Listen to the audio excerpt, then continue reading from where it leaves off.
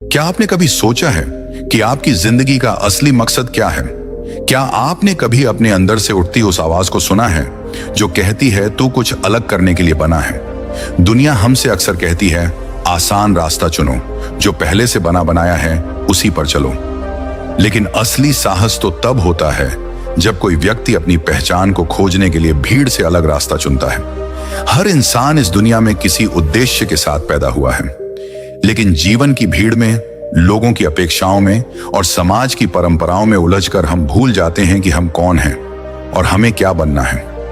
कभी आपने खुद से पूछा है, क्या मैं वही कर रहा हूं जो मेरा दिल चाहता है, या बस वही निभा रहा हूं जो दुनिया ने तय किया है?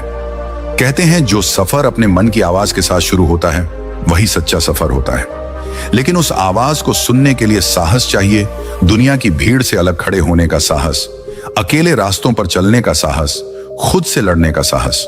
आज की कहानी एक ऐसे ही नौजवान की है जो करोड़ों की विरासत छोड़कर तलवार उठाता है, जो आराम छोड़कर तपस्या अपनाता है और जो भीड़ से नहीं अपने भीतर के गुरु से मार्गदर्शन पाता है। ये कहानी सिर्फ उसके सफर की नहीं है, ये आपके सवालों की भी कहानी है। तो अगर आज भी आप अपने जीवन के मोड़ पर खड़े हैं, उलझन में हैं कि जो कर रहे हैं वो सही है या नहीं, तो रुकिए, गहरी सांस लीजिए।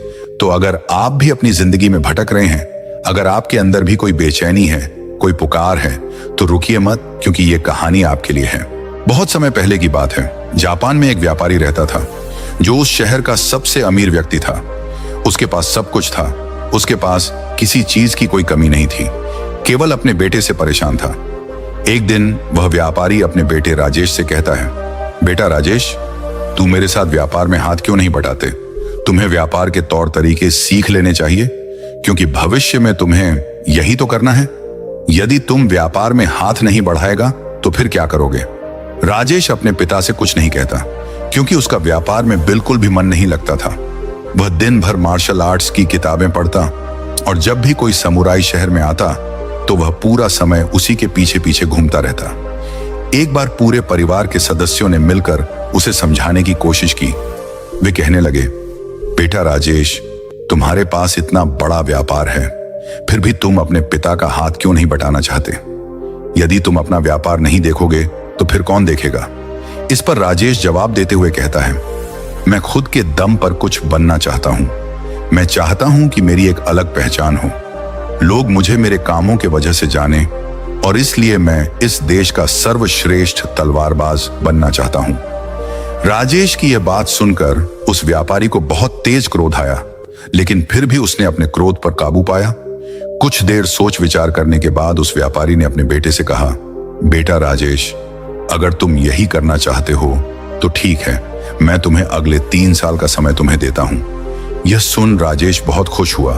तभी आगे वह व्यापारी कहता है, लेकिन मेरी एक शर्त है। इस पर राजेश कहता है, क्या पिताजी? व्यापारी कहता है, देखो, मैं तुम्हें 3 साल का समय तो दे रहा हूं, लेकिन तुम्हें हर साल मुझे यह बताना होगा कि तुम क्या कर रहे हो और तुमने उसमें कितनी उन्नति कर ली है। यदि तुम मुझे अपने काम से संतुष्ट कर पाए तब तो ठीक है, वरना तुम्हें मेरे साथ मेरे व्यापार में हाथ बटाना होगा। राजेश काफी सोच विचार कर अपने पिता से कहता है, ठीक है पिताजी, मुझे आपकी शर्त मंजूर है। उसके ठीक 2 दिन बाद राजेश अपने पिता की आज्ञा लेकर तलवारबाजी सीखने के लिए घर से निकल पड़ता है और वह कई दिनों की यात्रा करके एक गुरु के पास पहुंचता है। वह गुरु जापान में तलवारबाजी और युद्ध कला सिखाने के लिए प्रसिद्ध थे। उनकी ख्याति दूर दूर तक फैली हुई थी, लेकिन वह बहुत कम लोगों को अपना शिष्य बनाते थे। राजेश उन गुरु के पास पहुंचकर उन्हें प्रणाम करता है और कहता है, हे गुरुवर, मैंने आपके बारे में बहुत सुना है और इसीलिए मैं बहुत दूर से यात्रा करके आपके पास आया हूं। मैं आपसे तलवारबाजी सीखना चाहता हूं, मैं तलवारबाजी में सर्वश्रेष्ठ होना चाहता हूं। फिर राजेश सारी बातें कहता जा रहा था, लेकिन इस पर गुरुवर कुछ भी जवाब नहीं दे रहे थे। और जब कुछ देर तक उन गुरुवर ने जवाब नहीं दिया तो इस पर राजेश अपने घर पर बीती सारी बातें उन गुरु को बता दिया। उसने यह बता दिया कि किस तरह से उसके पिता ने उसके सामने शर्त रखी है कि यदि वह अपने जीवन में सफल ना हो पाया, उसने अपने जीवन में वह ना कर पाया जो वह करना चाहता है, तो उसे उनका व्यापार आगे बढ़ाना होगा। आगे राजेश उन गुरुवर से कहता है, हे गुरुवर, मैं आपसे वादा करता हूं, मैं पूरी कर्तव्य निष्ठा के साथ तलवारबाजी सीखूंगा और मैं आपका समय बर्बाद नहीं करूंगा, इसलिए कृपया करके मुझे अपना शिष्य बना लीजिए। तभी उस गुरु ने राजेश की तरफ ध्यान से देखा। उन्होंने देखा कि वह अपने साथ काफी सामान भी लेकर आया था और उसके साथ उसके 2 सहायक भी आए हुए थे। तभी उन गुरु ने कहा, सबसे पहले यदि तुम तलवारबाजी सीखना चाहते हो तो तुम्हें इन चीजों को छोड़ना होगा, इन चीजों का त्याग करना होगा। इसलिए इन कीमती सामानों को वापस अपने घर भेज दो। राजेश ने गुरु की आज्ञा का पालन किया। उसने सारा सामान अपने सहायकों के हाथों वापस घर की ओर भेज दिया। आगे गुरुवर राजेश से कहते हैं, देखो, यदि तुम तलवारबाजी सीखना चाहते हो और इसमें सर्वश्रेष्ठ होना चाहते हो तो तुम्हें 2 शर्तें माननी होगी।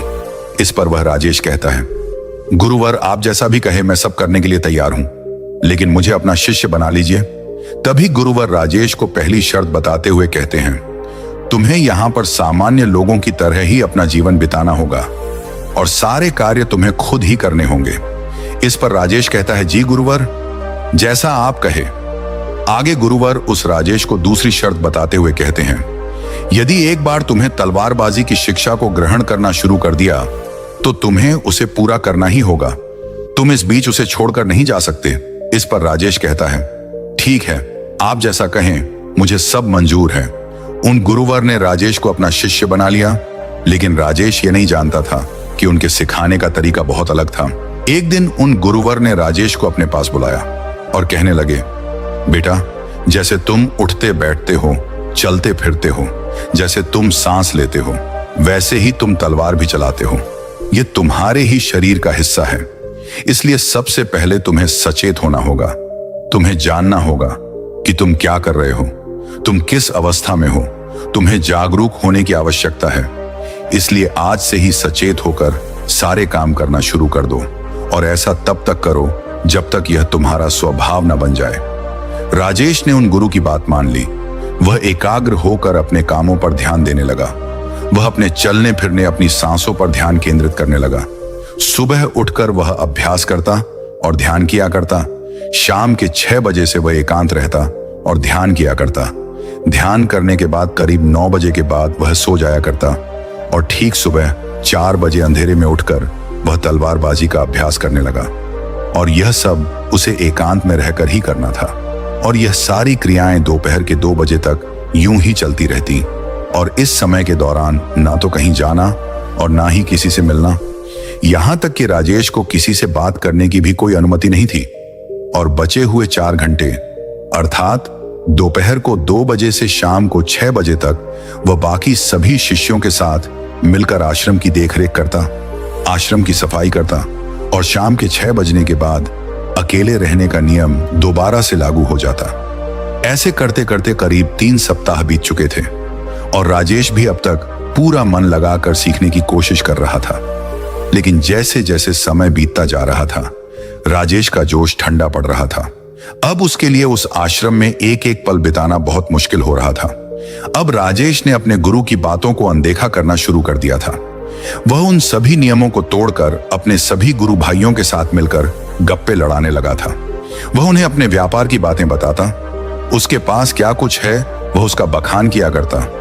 और राजेश को इतना अमीर पाकर कई लोग उसके मित्र भी बन चुके थे, क्योंकि वह सोचते थे कि यह तो अमीर व्यापारी का बेटा है, कभी ना कभी तो भविष्य में कोई ना कोई फायदा हमें अवश्य मिलेगा। देखते ही देखते राजेश और बाकी लोगों की दोस्ती और भी गहरी होती जा रही थी। अब से राजेश को सोने की बजाय अपने मित्रों के साथ मिलकर आश्रम से कहीं दूर भाग जाया करता था। जंगलों में जाकर गप्पे लड़ाता था, मौज मस्ती किया करता था और इस कारणवश वह सुबह उठ नहीं पाता था और इसी वजह से वह कभी ध्यान भी नहीं कर पाता था। एक दिन उन गुरुवर ने राजेश को अपने पास बुलाया और उसे कहने लगे, बेटा देखो, मैं जानता हूं कि तुम रात को आश्रम में नहीं रहते हो और ना ही तुम एकांत में रहकर अभ्यास कर रहे हो। मैंने तुमसे पहले ही कहा था, यदि तुम्हें एक बार तलवारबाजी की शिक्षा को आरंभ कर लिया तो तुम्हें इसे पूरा करना ही होगा। और तो और तुमने मुझसे वादा किया था कि तुम पूरी कर्तव्य निष्ठा के साथ तलवारबाजी की शिक्षा को ग्रहण करोगे। तुम मेरा समय बर्बाद नहीं करोगे और यदि तुम ऐसा ही करते रहे तो 1 साल बाद जब तुम्हारे पिता तुमसे पूछेंगे कि तुमने इस 1 साल में क्या किया, तुमने उसमें कितनी उन्नति की, तो तुम उन्हें क्या जवाब दोगे? उस वक्त तुम उन्हें क्या मुंह दिखाओगे? इस पर राजेश कहता है, हे गुरुवर, आप सत्य कहते हैं। जब मैंने शुरू किया था तो मेरे अंदर उत्साह था, मेरे अंदर तलवारबाजी सीखने की जिज्ञासा थी, लेकिन तब मैं यह नहीं जानता था कि मुझे अकेले रहकर अभ्यास करना होगा। एकांत में रहकर मैं थक चुका हूं और यह मुझे बहुत कठिन लगता है। मेरा एक एक पल जैसे मुझे काटने को दौड़ता है। जब भी मैं ध्यान करने बैठता हूं तो मेरा मन यहां वहां भागता रहता है और मैं ध्यान नहीं कर पाता, और इसी कारण मेरी चिंता और भी बढ़ जाती है। मुझे समझ नहीं आता कि यदि मैं ध्यान नहीं कर पाऊंगा तो मैं अपने अभ्यास को पूरा कैसे कर पाऊंगा। और साथ ही जब मैं एकांत में रहता हूं तब भी मेरे मन में तरह तरह के विचार चलते रहते हैं। मैं इनसे पीछा छुड़ाना चाहता हूं, लेकिन मैं इनसे पीछा छुड़ा नहीं पाता। इस पर गुरुवर मुस्कुराने लगे और राजेश से कहते हैं, बेटा, जिस अकेलेपन से तुम भागने का प्रयास कर रहे हो, इस अकेलेपन में बहुत ताकत होती है, इसे तुम्हें समझना चाहिए। किंतु फिर भी यदि तुम इस अभ्यास को बीच में छोड़कर जाना चाहते हो तो मैं तुम्हें नहीं रोकूंगा। तुम जा सकते हो, लेकिन जाने से पहले मेरी बस एक बात मान लो। इस पर राजेश कहता है, ठीक है, बताइए आप क्या चाहते हैं। तभी गुरुवर कहते हैं, बेटा, यहां से एक दिन की दूरी पर एक बहुत ही बड़ा पहाड़ है।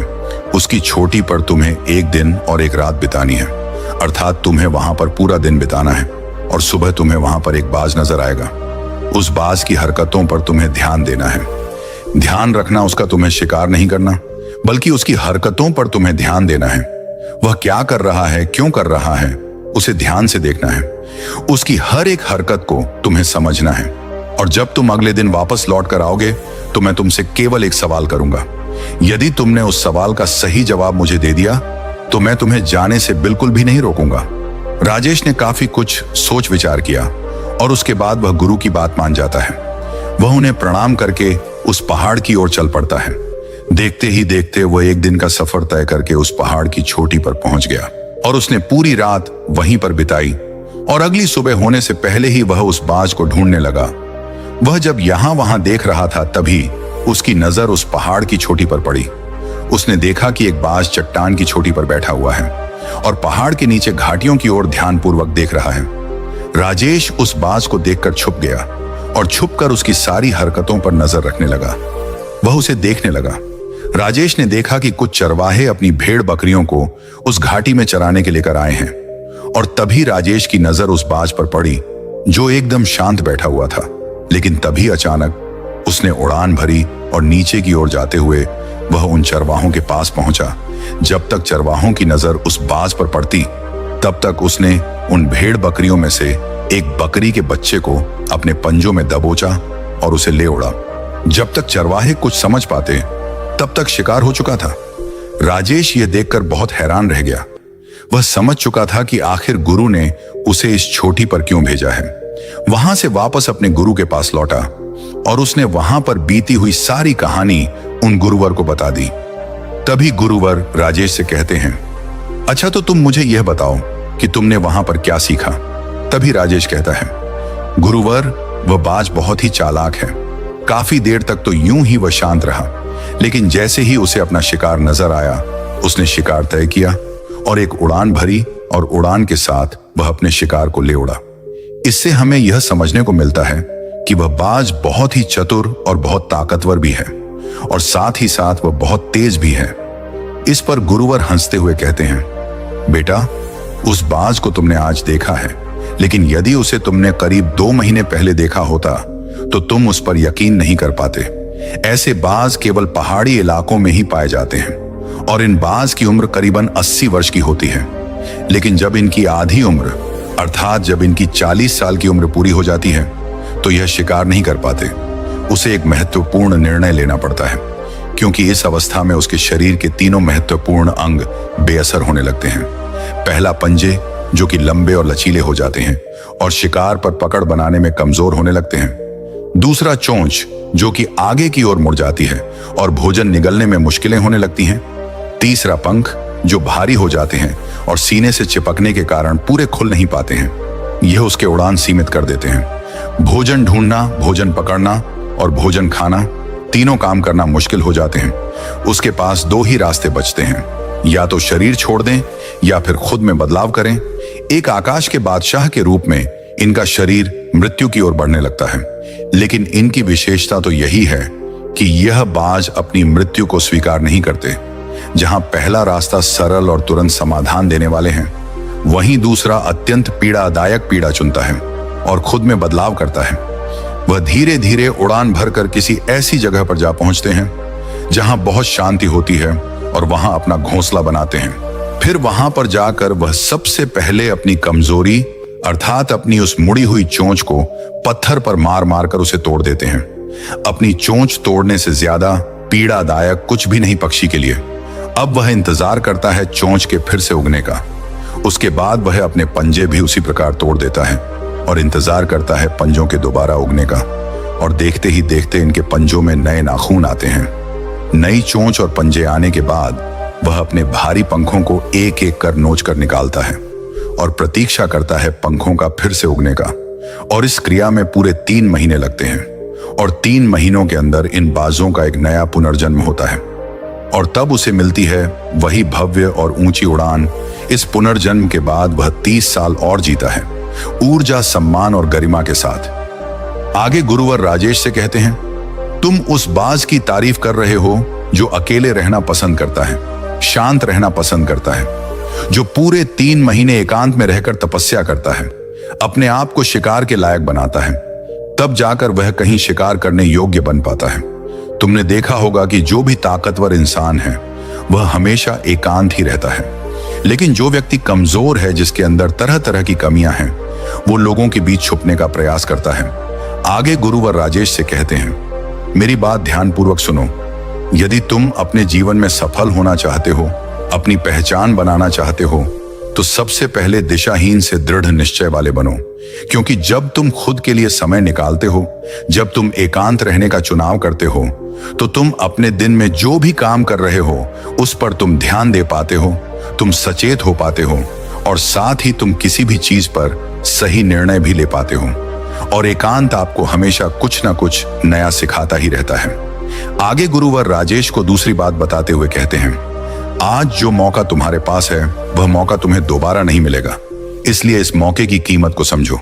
क्योंकि तुम्हें एकांत खुद को बनाने के लिए मिला है, तो अपने जीवन में देखो, उसे समझो और उन कमियों को दूर करो। तुम तो बड़े शहर से हो और तुमने यह भी देखा होगा कि शहर के लोग अपना पालन पोषण करने के लिए दिन रात मेहनत करते रहते हैं। ना तो उनके पास सीखने का समय है और ना ही एकांत में रहने का, इसलिए वह कभी भी खुद को जान तक नहीं पाते। यह अकेलापन, यह संघर्ष जिसे तुम व्यर्थ समझ रहे हो और जिसे तुम यूं ही बर्बाद कर रहे हो, यह मौका तुम्हें कुछ बनने के लिए मिला है और यह मौका दोबारा लौटकर वापस नहीं आएगा। आगे गुरुवर राजेश को अगली बात बताते हुए कहते हैं, जिन लोगों के साथ तुम घूम रहे हो, जिनके साथ गप्पे लड़ा रहे हो, जिनके साथ अपना समय काट रहे हो, उन्हें तो खुद तक नहीं पता कि वह क्या कर रहे हैं। उन्हें खुद इस बात का एहसास नहीं है कि वह खुद अपना कितना बड़ा नुकसान कर रहे हैं। तुम ऐसे लोगों के साथ अपना समय बिताते हो तो अवश्य ही तुम भी दिशाहीन हो जाओगे और तुम भी यह समझ नहीं पाओगे कि तुम्हें अपने जीवन में क्या करना है। शुरू में तुम्हें अकेले रहने में थोड़ी तकलीफ जरूर होगी, लेकिन धीरे धीरे आपको इसके साथ रहने की आदत पड़ जाएगी। इसलिए अकेलेपन का इस्तेमाल एकांत रहने के लिए करो और अपना उद्देश्य याद रखो। ये याद करो कि तुम यहाँ पर क्यों आए थे और तुमने अपने जीवन में क्या लक्ष्य तय किए थे। गुरुवर के इतना कहने के बाद राजेश सोचने लगा। वह यह समझने लगा कि आखिर वह यहाँ पर क्यों आया था। तब उसे याद आया कि उसके गुरु ने उसे क्या कहा था कि अपने अकेलेपन का इस्तेमाल करो, क्योंकि अकेलापन ही एकांत बन जाएगा और वह तुम्हें आगे बढ़ने में तुम्हारी मदद करेगा। दूसरी बात, अभ्यास में संतुष्टि ढूंढो, क्योंकि गुरु ने कहा था कि सारा ध्यान केवल अभ्यास में लगाना, इसके अलावा कुछ और पाने की कोशिश नहीं करना।